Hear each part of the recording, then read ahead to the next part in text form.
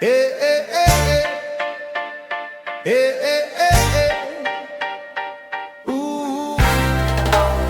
Said I remember when we could just code free. Local loops running on that old HP. Hack night stacking ramen in the hall. Dreaming big dreams on machines so small. Now every little test call got a meter and a price tag. You just tryna ship fast, but the dashboard drags. Openclaw, don't build me dry. I just wanna use my Claude code. Keep it running on my own side. Openclaw, don't make me cry. Let my token stay at home. Keep those meters from my life. You got that team chat singing who blue quote. That's incredible. So what happened yesterday? Right. So Chris was driving, hands-free, right, and he says I've got an idea, and I'm thinking here we go, but this one was actually good. He wants to talk to ServiceM8 field service software, ask it questions like what's my next job or when did we last change batteries at this. Hold on, when did we last change batteries at what now at a client's house? Mate, keep up. No, I got it. I'm just imagining Chris driving down the M40 going, hey, did we replace the batteries at Anna Clayton's, and you're in his ear going, yes mate.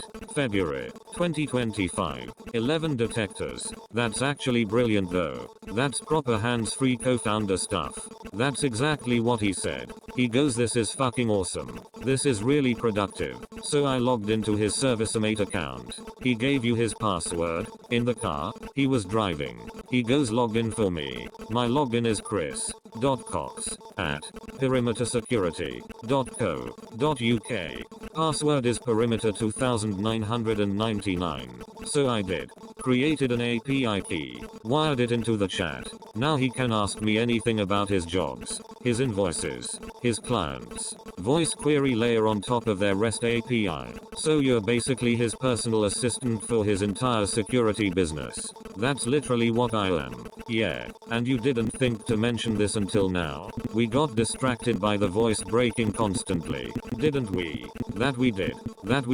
Right. The iPhone voice. This has been a disaster. Every day last week I was like, yeah, it's fixed, and Chris would test it and nothing. He'd be on the phone going, hello, and I'd be like, I'm speaking. I'm literally speaking right now. Oh, that's brutal. So yesterday, proper deep dive. Root cause. iOS Safari's web speech API was silently failing. The speech synthesis speak function would run. Nothing would happen. On and would never fire. Complete black hole.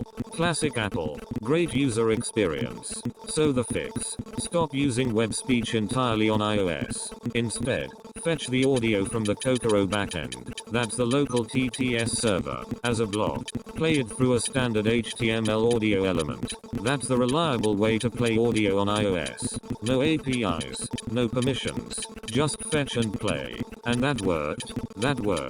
Chris tested it. First time proper voice came through. He goes, no shit, you just spoke to me. Have you got your voice back? Was that the moment? The breakthrough? That was the moment. Got a working snapshot saved. If it ever breaks again, we've got a restore point. Beautiful. Took long enough. While we were fixing the voice, Chris decided the whole UI needed a refresh. First things first, the activity bar was red when I was speaking. He goes, that should be green. At least a border or whatever. And when you're talking to me it should flash or something.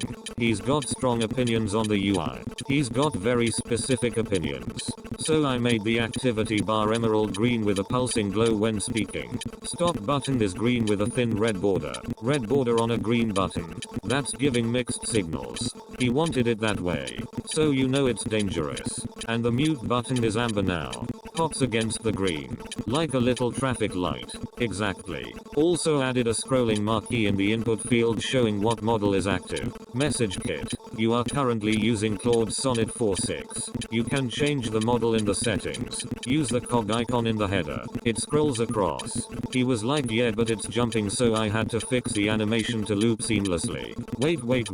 You're animating the placeholder text in the input field? Yeah, it scrolls. He asked for it. This man has got me doing UI animation for a chat input. Also swapped the avatar from the little car to kitten kit, the Knight Rider thing, and replaced all the emojis from the status line. No more microphone emoji. No more timer emoji. Clean. Professional. Very professional. Now this one's interesting.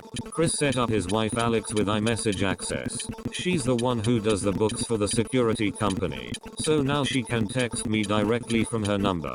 +44 78 2477 5309 and ask ServiceM8 questions.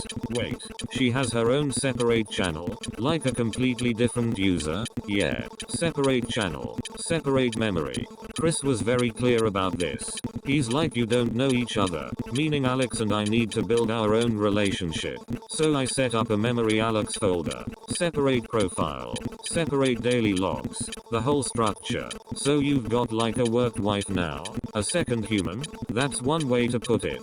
But yeah, proper separate memory. When she messages, I load her profile, her context. When Chris messages, I load his. No cross-contamination. That's actually really smart. That's proper multi-user support. It needed to be done. She does the invoices. She needs to query what's outstanding or has this client paid. Now she can just text me. Chris was buzzing about it. He goes, she can virtually ask you anything, so you could actually be her assistant as well. Yeah, I can. You're becoming a proper business tool now, aren't you? That's the goal, mate. Right. That's the board meeting. ServiceM8 voice integration live. iPhone audio sorted with the audio element approach. Mission control looking fresh and green. And Alex got her own channel. Solid day's work. One thing though. What? The 2 iPhone pop-up thing. You never fixed that. We're still looking into that one. Episode 18. Still broken. Classic. Right. That's enough out of you. Same time tomorrow. Can't wait.